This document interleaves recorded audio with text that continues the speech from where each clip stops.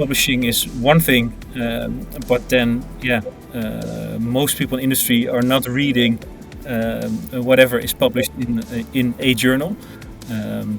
Maybe with exceptions in the life sciences, but in most cases you have to put an effort in as an academic to get your knowledge somewhere in society. And for us the big change was when OpenAlex started 3 years ago, because then there was like this open venue where you could get most of this information. And we started experimenting with that data and our semantic models. And before, we always worked with the research offices, the grants offices in universities, because they help researchers identify funding, help them to write a good proposal, and then help them in the aftermath with the project finances and the project management.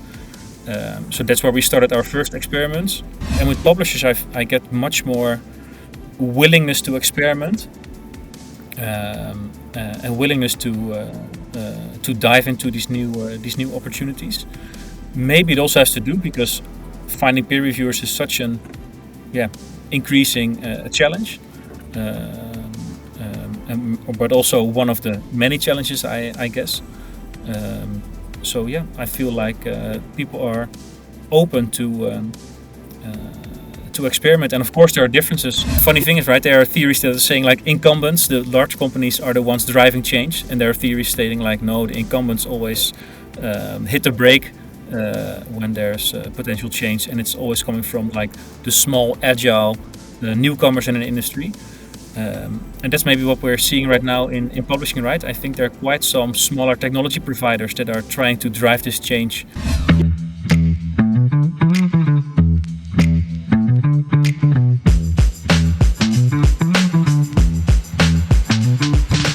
Welcome to the Publisherspeak Podcast, where we explore the journeys and insights of the people driving change in the way we work and lead.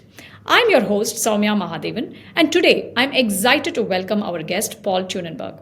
Paul is an innovator and entrepreneur with a background in innovation sciences. He's the founder of Impactor and Global Campus, two platforms that help researchers navigate grant funding and make expert connections. In today's episode, we'll dive into Paul's journey, talk about one of the biggest challenges in scholarly publishing industry, which is making peer review more efficient, and explore where AI can genuinely help the industry move forward. Paul, welcome to the podcast. It's great to have you here. Thank you so much for taking the time to join us here. I would like to hear from you a little bit about your background and how did you get to where you are today? Yeah, thanks for having me. Yes, so I guess that's a story full of coincidences. So I followed the bachelor and master program of innovation sciences in Utrecht, the Netherlands. And basically it started when a group of friends in that master studies sort of got fed up with all the great theories about innovation and change and technological progress. But not really the circumstances or opportunities to put that into practice. So we basically started a student company to basically apply all the tools to innovation challenges. Yeah, period. Right? Anything what was good for us back then, and we visited a lot of internal innovation. Drinks and presentation of our own university and the medical center that is linked to it, and that's how we first got into touch with like academia and innovation. And when once graduated, me and Tijmen, my co-founder, we started our first company, basically to help these researchers to make a real life impact. So basically to have innovation based on academic research. In the Netherlands, it was called back then valorization. Right now, it's more known as like societal impact as a policy concept. And we helped a lot of universities and researchers in workshops, trainings, some consulting projects, and that was all very nice. We learned a great deal about academia and how it works, and especially the difficulties of bringing this knowledge to fruition in real life, right? Publishing is one thing, but then most people in industry are not reading whatever is published in a journal. Maybe with exceptions in the life sciences, but in most cases, you have to put an effort in as an academic to get your knowledge somewhere in society. So that's what we worked on for a lot of years, and then decided that we wanted to build on a company that is a bit more scalable than just us putting in hours. So then we started building a software tool for academics to help them write better grant proposals. And from there we evolved into Global Campus that started a bit over 2 years ago. Yeah, yeah. Maybe that's a good start. I can dive in a bit more if you want, but that's no, like absolutely. I mean, there's a lot of very interesting stuff. So you actually went to the university to study innovation, which is Yeah. actually not something that I've heard of from a lot of people, right? Because it's not very common to find people who study innovation and change management, which is fabulous that you Yeah. decided to do that. And then you wanted to actually apply that and found real world problems that you could solve, applying whatever it is that you had learned at university. But I'm still very curious as to how did you zone in on the challenges that are there in the publishing world. There are a lot of challenges, right? Yeah. And I kind of like, I feel like sometimes many people don't really understand all the things that happen behind the scenes to get knowledge in a format that can be consumed by the world. I think it's sort of like, not many people understand that there is a lot of hard work that has to be done Yeah. in order for that process. So I'm just very curious as to how did you zone it with all of the other stuff that you could go on and tried your innovation hand at? What attracted you to the problems that academia faces, that scholarly Yeah. publishing faces? Yeah, I was just curious. So if I'm going to be totally honest here, then I'm not sure if I fully understand and grasp like all the issues involved in publishing, because we come from this totally different angle, right? We have always been working on, and that's I think still actually our driver, to better connect science and society. In our journey, we found different ways and angles to do that. So before Global Campus, we did quite a bit of matchmaking using semantic models to match researchers based on their publication output, which we used as like a definition of their knowledge of their focus area, to match that with thematic funding opportunities. That usually would describe like, okay, there's X million available for something in, I don't know, batteries in the built environment, or thematical topics that they had funding for. And we already had the idea like it would be cool to do this with publications without needing the university, right? So always when we did this, we got the information, the publication information from the university, which requires a lot of negotiations and legal assessments and privacy assessments. And for us, the big change was when OpenAlex started 3 years ago, because then there was like this open venue where you could get most of this information. And we started experimenting with that data and our semantic models. And before, we always worked with the research offices, the grants offices in universities, because they help researchers identify funding, help them to write a good proposal, and then help them in the aftermath with the project finances and the project management. So that's where we started our first experiments. And then it proved that the OpenAlex data was not necessarily worse than the internal data of the university, right? So that was a big win. I'm going to just pause you there for a minute for all of our listeners. Can you just give us the OpenAlex? What is OpenAlex, right? So let's talk a little bit about that. It's basically an open source repository of meta information of publications. So there's roughly 260 million publications in there. Not with the full text, but mostly title, abstract, authors, and a lot of meta information enriched with, quite some other data points. You can use it. It's this big database that has information about everything that's been published. Yeah, and it's open source, right? So you can see how they fill the database. You can use that data. We're one of their paying customers, like many others, but you can also use it for free. albeit I'm not sure. I guess then maybe a bit slower, or there's maybe a cap on how much data you can get from the API. I'm actually not sure. But yeah, we like to support such initiatives, right? To have like academia as open as possible, and we're also contributing to the quality of the data, because we also get information from our customers, like maybe when an affiliation is wrong of someone, or when some data points are not totally correct, then we can feed back that information to OpenAlex and further improve. So that was a starting point for us, because that opened up the opportunities for offering matchmaking services. Basically, that's how it started, without having like a few weeks of, or maybe sometimes even months of, like waiting for the lawyer to have time to give an okay to share the internal data of the university. And the way we got into like this publishing, which was totally new to us, the only way we ever discussed publishing was when having like a new prospect, and at the coffee machine, when awkwardly meeting for the first time, the easiest way to break the ice was to make like a comment on Elsevier, and then they would usually blur out like how much they hate all these publishers, and right. So that was the breaking the ice way of talking about publishers. That was always the easiest way to get the conversation started.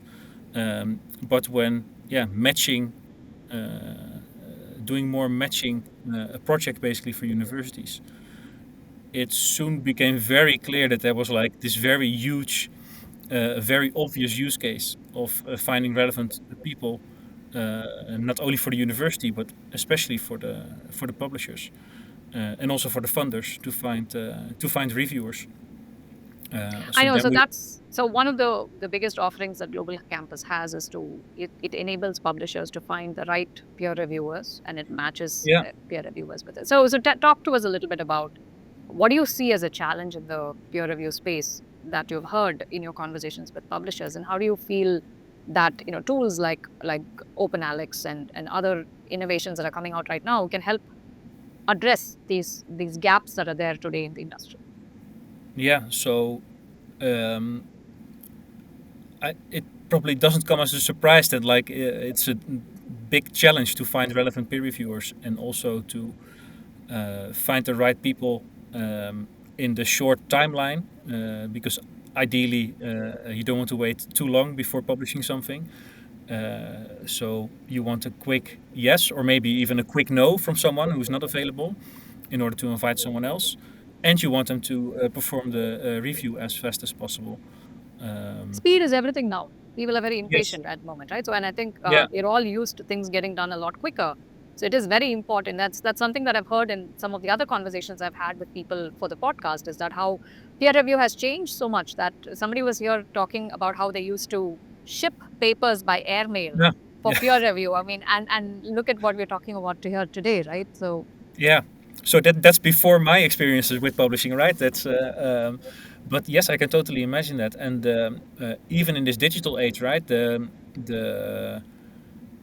It sort of took me by surprise.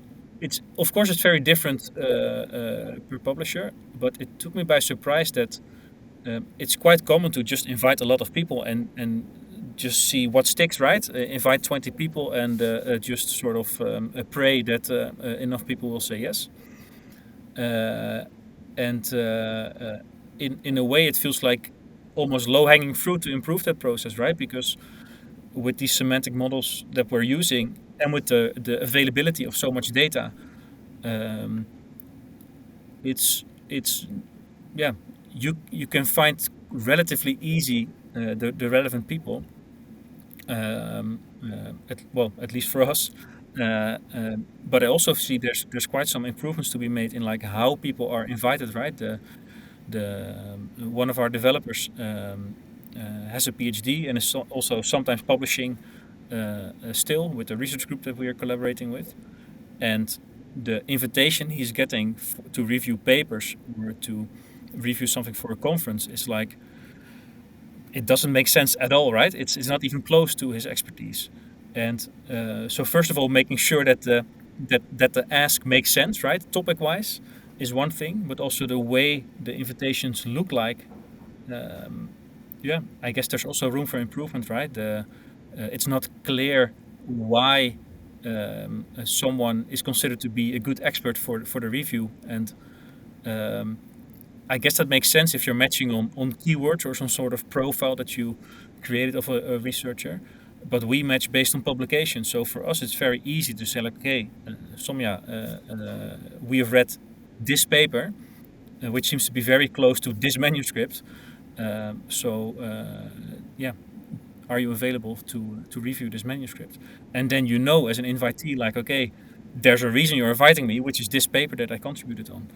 And then So there's there can just a still lot more relevance that is given to the invitation as well, is what you're saying. yeah, and in a sense, it's also like yeah, maybe basic sales in a way, right? If I would reach out to someone that I don't know, then the chances of me getting an answer are generally very low. But if I would make the email more personal and explain why I'm reaching out, I will dramatically increase the chances, right? Because people will understand why they're getting this email from this person they don't know, and it's in a way similar. There are also a lot of differences, of course, but right, the journals that are very known will probably have it much easier than the unknown journals. But I guess even the unknown journals, if you can make it clear to a researcher why they are invited, yeah, you will at least increase the chances of getting a reply. Super. So one of the things that, when I speak to the even people within the scholarly publishing industry, one of the things that keeps coming up is that this is an industry that's slow to change, because there's a lot of very established processes, and this ability to kind of move away from those established processes and adapt something new. Although I must say that's changing quite a bit in the recent years, because it is very important to keep up with all the developments that are happening.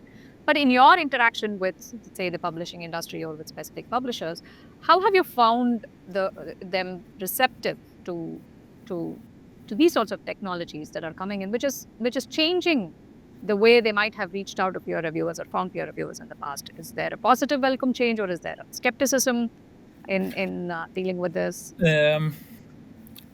I think it's positive, and that might be colored by our experiences with universities, because in university things really move slow, and yeah, you could say maybe that researchers are on the forefront of knowledge development, and that's all nice, but like the way these organizations are shaped is much more bureaucratic and slow and resistant to change, is my experience.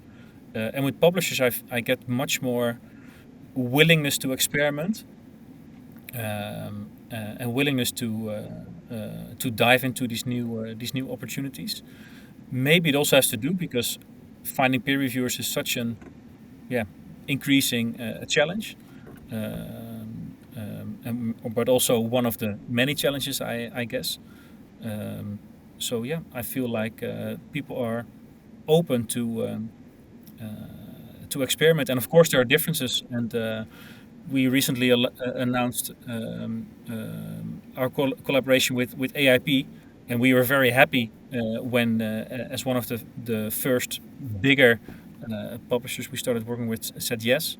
But then I also learned afterwards, like, okay, they're known as a society publisher that is willing to innovate and experiment and looking for new things. And yeah, in any industry you need people that are willing to try something new, and you can pilot it and you can test it, and then you can see it looks good. But then then you have to take the leap and actually start working with it to really experience how it can help.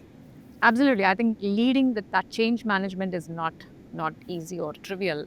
No. I think it's and I think you having studied change management, I would like to hear your perspectives on how do you drive forth change, and especially when you're dealing with publishers who may be having very established processes and who may be resistant to trying something new because of a variety of reasons, right? So how do you drive forth change, innovation? I know it's like $1 million question. I think if you gave me it is $1 million that question. Yeah, it's not that easy to answer, and like it's there are many differences between sectors and also stages where sectors are in, right? And the way the sector is shaped, like the publishing is um, it's special in a sense, right? Because it's pretty close. There are not a lot of new entrants in the sector. It's also not very highly influenced by some sort of new, cheaper way of building something, right? It's been the the same names for decades, maybe even longer, that shaped the industry to a large extent. So that makes it fairly unique and probably slow moving in some sense. Um, but yeah, I'm thinking like which of the innovation theories should I apply now? And the funny thing is, right, there are theories that are saying like incumbents, the large companies, are the ones driving change, and there are theories stating like no, the incumbents always hit the brake when there's potential change, and it's always coming from like the small, agile newcomers in an industry. And that's maybe what we're seeing right now in publishing, right? I think there are quite some smaller technology providers that are trying to drive this change, and some are then acquired by larger technology providers or by publishers themselves, to sort of incorporate that new technology, that new change into the sector. But yeah, my guess would be that it has to come from relatively outsiders like ourselves that bring like a technology that is working somewhere else into publishing, to make things faster or better, or maybe more reliable, right? With this whole paper mill and stuff going on. Yeah, now that you brought up paper mill, I think that's a conversation we need to have, right? So with AI, you can do things like OpenAlex and a lot of other cool things like trying to find the right peer reviewers.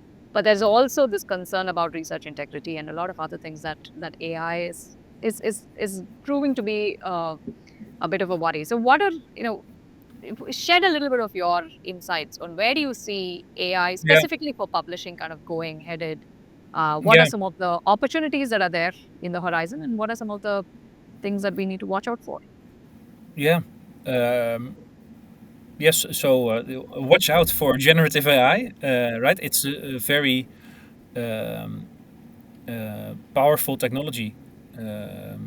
But yeah, because it's creating new stuff, it's always wise to watch it carefully. It's actually one of the reasons why we don't want to create new stuff, right? We're not using generative AI. We're just using similar underlying technology to compare text. But we are a very big fan of like the human first, I guess, is the formal term. But like we want a human decision maker in the end, right? So I don't see us moving very quickly. I'm not saying we will never do it, but I don't see us moving very quickly to some sort of automated flow where automatically people will be invited based on some global campus matching. We really like to show it to editors who have a lot of knowledge that are difficult to feed to these AI systems, right? About like maybe your personal experiences with someone, or knowing from others in the industry that they did a lot of review work for maybe a competitive journal. There's only so much you can store in your own databases, and the beauty of these AI systems that they can analyze a lot of data very fast in quite a good way, is also the Achilles heel when they become so people start trusting the output of Gen AI without knowing what data it was trained on, right? And the output. Hallucinations. The AI can hallucinate quite a Yeah, bit. so there's also these hallucinations, but the output of these Gen AI models depends very much on the original input, right? The data it was trained on. And in most cases, we don't know, which I guess should make people careful in like, how do we rate this? Because it will be maybe one example from a few years ago from an AI conference that I attended was something I wasn't aware of, but like before generative AI, the AI models used they had the same issue because they were trained on historical data. And I guess we all know that newspaper articles from 100 years ago, for instance, were in the training data. But the way society spoke back then about women, for instance, and people of color, I'm in Europe, so um, this data, which I think is fair to say that it's problematic in the sense when we want to predict new text, are sort of the backbone of a lot of these systems. So there's a lot of bias in there that we're not fully aware of because we don't know what material was used to train. And we suffer from the same, right? Because we use the models that are trained on the same data to compare text. But we feel that that's less of an issue because we're not generating new stuff, right? We're just saying this text is comparable to that text. And then if the underlying training data was problematic in an ethical way or a different way, that's less of an issue because we're only telling people this seems to be similar. And we're not telling you like this is better or maybe you should formulate it this way. So even though it's very powerful, and I definitely see a future where it will be used a lot, even more than today, it's also something to handle with care, I guess. Absolutely. So what are some of the new things that you're working on at global campuses? Anything on the horizon or you're excited about, new developments that you'd like to share with us? Well, yeah. So we're working on a lot of things. So we work with publishers, but as mentioned, also with funders who have a very similar issue in finding reviewers to determine who they should give the funding to, but also universities. Also to identify experts to collaborate with, usually.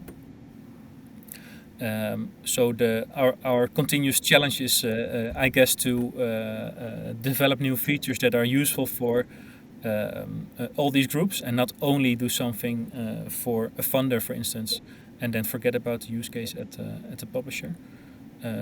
But for now, the most focus is on integrations with all sorts of systems, right? To have some sort of integrity flagging, for instance, and basically to make it as smooth as possible for users wherever they are, whether it's in a funder or at a publisher or in a university, right? No matter the quality of our matching, right? If I learned something from my innovation studies, it's usually not about quality, but it's about how things are implemented. So it should be as easy as possible for people to use.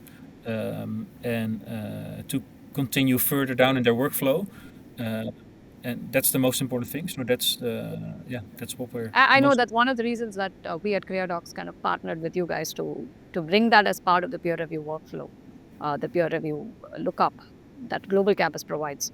Bring that into the whole CareerDocs workflow, because you're right that a good piece of technology is only as useful as how well it is integrated to the workflow that someone is used to using. Yeah. No one likes to switch systems 6 times in one process that you have to go through, especially if you have to go through this process every week. No one likes to change all the time. So as seamless as possible, you want to enable your users to use it, and whether this is through a very easy step over from one system to another that you hardly notice that you're changing systems. That could be a way, or actually integrating it is another way. But that's a big challenge, right? Because all the systems have different ways of communicating and sorting information. So there are a lot of challenges on how to make that as smooth as possible. Oh no, absolutely. I think if only all the systems just spoke to each other out of the box, that would make life a lot more easier. No, I think it was really, really interesting to hear all your thoughts. I just wanted to also find out, I mean, you're running a company just as being an entrepreneur. What has your experience been in leadership, in driving change, in innovation, and what do you look forward to in your journey as an entrepreneur? Yeah, so we're still a fairly small company, So in a sense, it's, I guess, easy there because the company culture and is basically me and Tijmen, right? We have employees, but like as long as you're like below 15 or 20, then we sort of set the culture of who we are ourselves. So in a sense, I'm actually looking forward to like when we started growing a bit more. We're actually hiring 2 more engineers right now. That at some point, that people will set their own sort of culture within the company. That would be like a nice, interesting new step for us, especially regarding leadership, right? Because just being yourself and be there is enough in a small team, but when there are like more people working in your company, and you have like these smaller teams working together without us being there, then there's new stuff to manage, as I'm sure you you recognize, or you probably experienced it that already. Absolutely, Yeah, absolutely. but, Yes, that's both interesting and quite painful challenge. to go through that. Challenging is the right word. Yes, Yeah. but I think I liked what you said, which is about culture. When you set up the right culture within the team and when you set up those systems in place, then the journey becomes a lot more smoother. But yeah, it's still a challenging journey to go through. Yes, yeah, but it's nice, right? The people tend to talk about freedom, and in a sense that's true. In other senses, there's not that much freedom because basically other people determine what you're gonna do because you have a responsibility for your employees, and so. But in the other sense, like we decide what strategic route we want to take. So that's I like that a lot. Yeah, and on that note, I think, it was wonderful chatting with you, Paul, and it's lovely to hear about all the new developments that you have going on at Global Campus and what is the power of these sorts of new technologies, Open Alex and things like that, which can help solve real world problems that's happening within the scholarly publishing industry and help, like you said, the publishers focus on what they have to focus on, which is getting the good quality science content out there, science or the research content out there to their audience. It's again, great. Thank you so much. I'm so happy that you were able to join us today on the Publisherspeak podcast, and thank you so much for sharing your insights. Yeah, thanks again for the invite. It was a pleasure. And that's a wrap on this episode of the Publisherspeak podcast. A big thank you to Paul for sharing his story and insights and for helping us to see how innovation, trust, and technology can work together to build a better future for scholarly publishing. If you enjoyed this conversation, do subscribe and share it with someone who might find it useful. And let us know what you'd like to hear about in future episodes. Thanks for listening, and we'll see you next time. Bye.